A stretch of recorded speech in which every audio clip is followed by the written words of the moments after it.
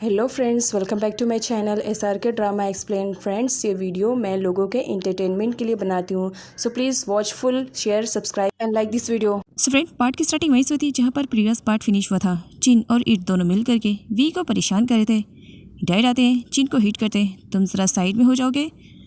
Dad यहाँ पर सिर्फ और सिर्फ वी के लिए कुक करते हैं और ईट के लिए कुछ भी कुक नहीं करते।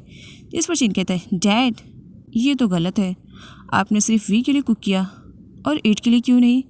ईट यहाँ पर कहता है कि कोई बात नहीं, उसे भूख नहीं लगी है। डैड हॉस्पिटल का बिल रिटर्न करने के लिए कहते हैं, जिस पर ईट कहता है कि परेशान होने की ज़रूरत नहीं है, डैड ने इसे खोन को दिया है एज अ बोनस, तो रिटर्न करने की ज़रूरत नहीं है। इधर लेक का फ्रेंड अपने प्रॉफिट के लिए लेक को सजेस्ट करता है कि उसे बहुत जल्द बहुत सारा अमाउंट कमाना चाहिए अगर उसे माया को हासिल करना है और ईट को बर्बाद करना है।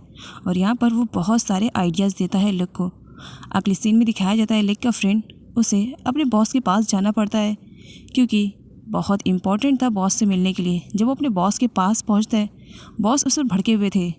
एक तो तुमने हमारा पैसा खाया, पैसा देने की बजाय हमारे वर्क को कंप्लीट करने के लिए तुमने कहा, और अब हमारे काम को भी तुम सही तरीके से नहीं कर रहे हो। पुलिस ने क्या तुम्हारा फेस देखा?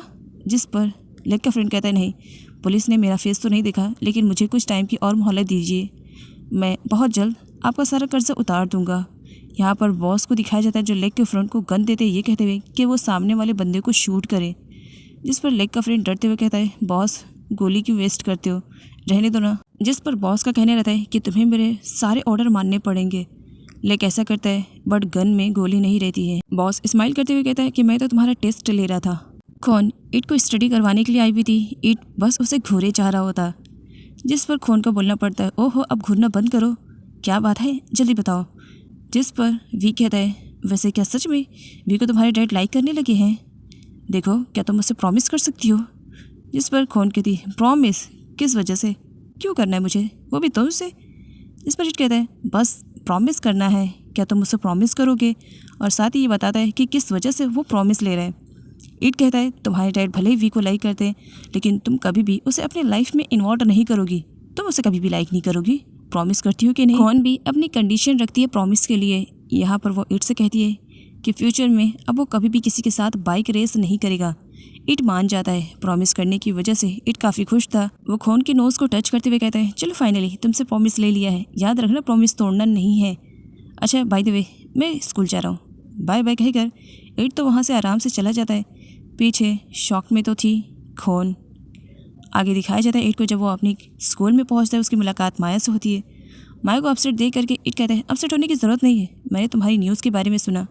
वैसे लाइफ में हर किसी को अपने डिसीज़न लेने का पूरा हक है और तुम्हारा भी है। माया को काफ़ी अच्छा लगता है कि कम से कम एटलीस्ट ईट उसके फेवर में बात कर रहा है।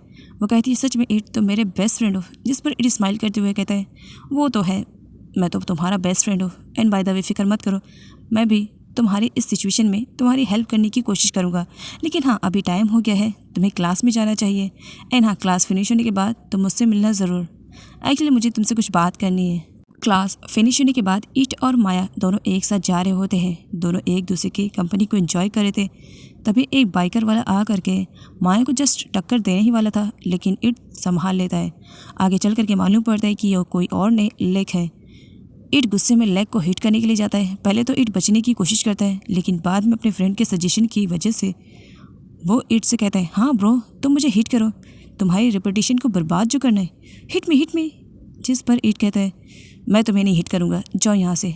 यहाँ पर लेग का फ्रेंड ईट को जानबूझ करके गुस्सा दिलाता है और उससे ये दोनों रेसिंग कंपटीशन का लगा लेते हैं कि अगर तुम चाहते हो कि माया की लाइफ से हम लोग हमेशा के लिए निकल जाएं, तो तुम्हें मुझे बाइक रेस में हराना पड़ेगा। लेकिन हाँ अगर इस बाइक रेस में मैं जीत जाता हूँ तो माया हमेशा के लिए मेरी हो जाएगी, और हाँ अगर मैं हार जाता हूँ तो माया से मैं बहुत दूर चला जाऊँगा। यहाँ पर खोन की बातें ईट को याद आती है कि उसने प्रॉमिस किया है कि वो कभी भी बाइक रेस नहीं लगाएगा, लेकिन बात माया की हो जाती है। इसी वजह से लेग से माया की जान छुड़वाने के लिए ईट इस रेसिंग के लिए तैयार हो जाता है। माया की लाख मना करने के बाद भी ईट उसकी नहीं सुनता है और अपनी बाइक लेकर के वहाँ से चला जाता है। आगे दिखाया जाता है रेसिंग वाली प्लेस पर, जहाँ सारे लोग एक दूसरे के साथ बैट लगा रहे थे कि आखिर कौन जीतेगा, और लेग का फ्रेंड यहाँ पर पैसे कलेक्ट कर रहा था। लेग और ईट दोनों ही अपनी बाइक को चेक करने लगते हैं कि क्या रेस के लिए उनकी बाइक रेडी है। खोन को देख करके ईट उससे कहता है, तुम्हें यहाँ पर आने के लिए किसने कहा, और बाय द वे तुम्हें किसने बताया। माया के आने पे सारे लोग उसे घेर लेते हैं, जिस पर ईट अपने फ्रेंड जेट से कहता है कि वो माया को संभाले। ईट यहाँ पर खोन से पूछता है कि आखिर उसे किसने बताया। खोन कहती है, ये मुझे कैसे मालूम पड़ा, ये इंपॉर्टेंट नहीं, इंपॉर्टेंट ये कि तुमने अपना प्रॉमिस भी नहीं पूरा किया। अभी मॉर्निंग में तुमने मुझसे प्रॉमिस किया था कि तुम बाइक रेस नहीं लगाओगे, लेकिन देखो मेरे मना करने के बाद भी तुमने बाइक रेस लगा लिया ना। मत करो ना ऐसा। ईट कहता है, माया के लिए है, और अगर इस बाइक रेस में वो कंपटीशन नहीं लेगा तो लेग कभी उसे छोड़ेगा नहीं, हमेशा उसे परेशान करते रहेगा, जो कि मैं नहीं चाहता हूँ। कहकर अपनी बाइक लेकर के वहाँ से चला जाता है। खोन ऐसा नहीं चाह रही थी, इसी वजह से वो ईट को रोकने की फुल प्लानिंग कर चुकी थी। यहाँ पर लेग के फ्रेंड को दिखाया जाता है, जो कि अपने फ्रेंड लेग को ही चेयर अप किया जा रहा होता है, और जेट अपने फ्रेंड ईट को। दोनों की रेसिंग कंपटीशन स्टार्ट हो जाती है। सामने खोन खड़ी हुई थी। खोन ईट को रोकती है, ईट नहीं सुनता है और साइड से जाता है, जिसकी वजह से खोन का बहुत बुरी तरीके से एक्सीडेंट हो जाता है। वो सडनली गिर जाती है, और यहाँ पर ईट उसे देख करके अपनी रेसिंग को छोड़ करके खोन के पास आता है, जहाँ पर उसे मालूम पड़ता है कि खोन के सर से तो ब्लड निकले जा रहा है। वो काफ़ी परेशान हो जाता है, और इस रेस का विनर रहता है लेग। लेग के आगे पीछे लड़के घूम रही थी, तभी वहाँ पर पुलिस की एंट्री होती है। पुलिस को देख करके लेग का फ्रेंड अपनी जान बचा करके भाग जाता है। यहाँ पर वी को दिखाया जाता है, जो कि लेग को अरेस्ट कर लेता है कि तुम लोग एक बार फिर से पब्लिक वाले प्लेस पर आ करके ये सब कर रहे हो, यहाँ की सोसाइटी वालों ने तुम्हारी कंप्लेन की है। लेग का कहना था कि वो सिर्फ अकेले इन्वॉल्व नहीं है, ईट भी है। वी जब ईट को देखता है और खोन को, तो उससे पूछता है कि ये सब क्या हो गया, जिस पर माया उसे सब बताती है। ईट रोते हुए खोन को हॉस्पिटल ले जाता है। चिन के थ्रू डैड को भी मालूम पड़ जाता है कि किस तरह ईट की वजह से उनकी बेटी का एक्सीडेंट हुआ है, और उसकी कंडीशन काफ़ी ख़राब है। डैड को जब इसके बारे में मालूम पड़ता है तो वो सब कुछ छोड़ छाड़ कर खोन के पास चले जाते हैं। इधर खोन को फटाफट हॉस्पिटल में एडमिट किया जाता है, क्योंकि उसके सर से बहुत ज़्यादा ब्लड निकल चुका था। ईट भी खोन के साथ जाना चाह रहा था, लेकिन नर्स उस मना करती है कि वो उस रूम में नहीं जा सकता है, वहाँ सिर्फ पेशेंट ही रहते हैं। वी और माया दोनों मिल करके ईट को रोकते हैं। वी ईट के हाथों को देखता है और उससे कहता है, तुम्हारे हाथों से ब्लड निकल रहा है, तुम्हें अपना भी ट्रीटमेंट करवाना चाहिए। जिस पर ईट कहता है, ये मेरा ब्लड नहीं है, ये खून का ब्लड है। उसके सर से इतना ज़्यादा ब्लड निकल गया, सब कुछ मेरी वजह से हुआ। वो बहुत ही ज़्यादा परेशान हो जाता है कि वो अब क्या करे। इधर डैड को भी मालूम पड़ जाता है कि ईट की वजह से एक एक्सीडेंट हो गया है, जिसमें खोन की कंडीशन काफ़ी ख़राब है। आंट यही बताने के लिए ईट के डैड को आती है।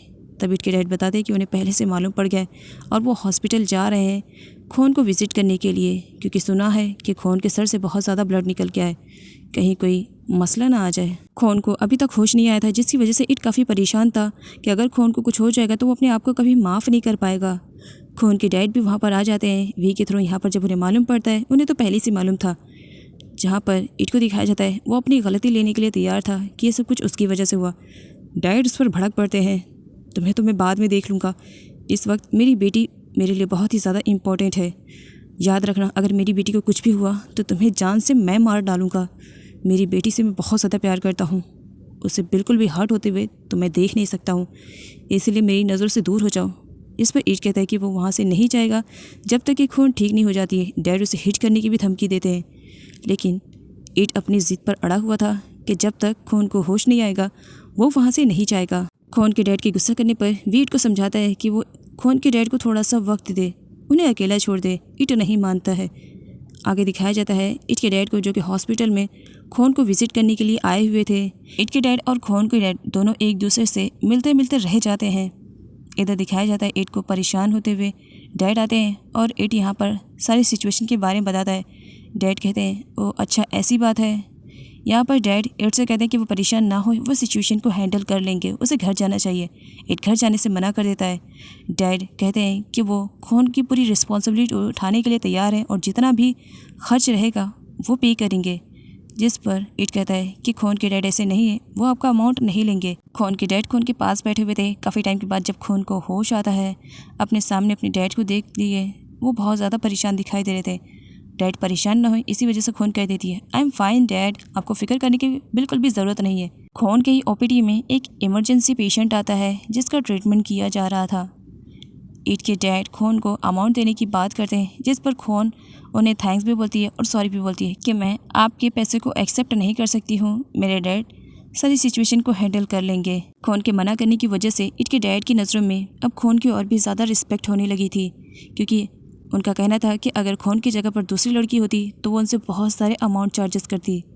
इधर लेक को दिखाया जाता है जबकि पुलिस स्टेशन में था। वो रिक्वेस्ट करता है कि उसे जेल से बाहर निकाला जाए। वी के कहने पर लेक को जेल से बाहर निकाला जाता है। लेक अपनी मॉम को देखता है, सडनली उनके पास जाकर के उन्हें हक कर लेता है। डैड, मॉम प्लीज़, आप लोगों ने इतना ज़्यादा टाइम कैसे ले लिया, जल्दी करो ना, मुझे यहाँ पर नहीं रहना है। जिस पर मॉम का कहना था कि जल्दी से केस को क्लियर करो, मेरा बेटा घर जाकर खाना खाएगा, उसे भूख लगी है। वे लेक को डराने और धमकाने में कोई कसर नहीं रखता है। वो लेक से कहता है कि ये उसका लास्ट टाइम होना चाहिए। अगर नेक्स्ट टाइम वो इस मैटर में कभी जेल में आया तो कभी भी वी उसे छोड़ेगा नहीं। डैड का भी यही कहना रहता है, हाँ मत छोड़ो, मैं तो कह रहा हूँ अभी ही मत छोड़ो, जेल में बंद रहेगा तो इसकी अकल ठिकाने आएगी। लेक वी से कहता है, मैं प्रॉमिस करता हूँ, अगर तुम्हें यकीन नहीं आ रहा तो अपने ब्लड से प्रॉमिस लिखता हूँ। जिस पर डैड कहते हैं, एक काम करो, तुम्हें अपने ब्लड से प्रॉमिस लिखने की ज़रूरत नहीं है, बस एक पेपर पे साइन कर दो, तुम्हारे प्रॉमिस से भी बढ़कर काम करेगा। लेक करने से मना कर देता है। आगे दिखाया जाता है लेक के डैड को लेक के रिक्वेस्ट करने पर उन्होंने उसे एक बाइक शॉप ओपन करके दी थी। उसमें बहुत सारे बाइक्स थे, लेकिन लेक की हरकतों की वजह से वो परेशान हो जाते हैं और सारी बाइक को ही वहाँ से भेज देते हैं। लेक को बहुत ही ज़्यादा बुरा लगता है क्योंकि इन बाइक से उसका दिल का जो कनेक्शन जुड़ गया था वो डैड के पैरों में गिर जाता है और सॉरी बोलते हुए कहता है कि नेक्स्ट टाइम वो ऐसी गलती नहीं करेगा। डैड उसे हिट करते हैं, तुम लास्ट टाइम कह करके बहुत टाइम मुझसे माफ़ी मांग चुके हो, अब मैं तुम्हें माफ़ करने वाला नहीं हूँ। लेक मामा का गुड बॉय बन करके अपनी मॉम को हक करके बहुत ज़्यादा रोता है कि प्लीज़ डैड को समझाओ ना कि वो ऐसा ना करे। चिन भी हॉस्पिटल में खोन को विजिट करने के लिए आता है जहाँ पर उसकी पहली मुलाकात माया से होती। माया को देख करके मानो उसकी दिल की मुराद पूरी हो गई हो। वो बहुत ही ज़्यादा खुश था, बस शर्माए जा रहा होता है। साथ ही यहाँ पर वो माया से अपना इंट्रोडक्शन देते हुए उसे हेलो हाय भी बोल लेता है और बस वो माया को देखे जा रहा होता है। ओह माय गॉड, मुझे तो बिलीव नहीं हो रहा है कि मेरी गर्लफ्रेंड मेरे इतने ज़्यादा क्लोज बैठी हुई है। माया चिन की सारी बातें सुन करके स्माइल करने लगती है। माया वहाँ से जाने लगती है, जिस पर चिन डैड से कहता है कि वो भी माया के साथ जा रहा है। वो जाने लगता है, डैड उसे रोकते हैं, बस बहुत हो गया। और इस चक्कर में इमरजेंसी वाले पेशेंट का भी राज खुल जाता है। वो कोई और नहीं, ईट ही था जो वहाँ पर इमरजेंसी पेशेंट बन करके खोन से मिलने के लिए आया हुआ था, क्योंकि डैड तो खोन से मिलने ही नहीं दे रहे थे। इसी वजह से एक चिन को इशारों में अपने पास बुलाता है और उसे कहता है कि वो किसी भी कंडीशन में अपने डैड को कुछ टाइम के लिए बाहर लेकर के चले जाए ताकि वो खोन से बात कर सके। चिन ऐसा ही करता है, वो अपने डैड को जैसे तैसा करके बाहर भेज देता है। डैड चले जाते हैं। इस पर चिन कहते हैं, अब तुम बाहर आ सकते हो, रास्ता क्लियर है। तब ईट खोन के सामने आता है। खोन काफ़ी शौक में दिखाई देती है। तुम यहाँ पर क्यों आए हो? मेरे मना करने के बाद तो तुम मेरी सुनते नहीं हो और यहाँ पर अब आए हो। जिस पर ईट सॉरी बोलता है कि सब मेरी गलती की वजह से हुआ है, एंड बाय द वे क्या तुम ठीक हो? जिस पर खून कहती है, हाँ देखो ना मैं कितनी अच्छी हूँ, सब कुछ तुम्हारी वजह से हुआ है। डैड को याद आता है कि वो तो अपनी की लाना ही भूल गए हैं। वो फटाफट वापस से जाते हैं। चिन देख लेता है, डैड आ रहे हैं, जल्दी करो डैड आ रहे हैं। ईट खोन के डैड के सामने नहीं आना चाह रहा था, इसी वजह से वो छुपने की कोशिश करता है। वो भी खोन के ही बेड पर डैड आ जाते हैं।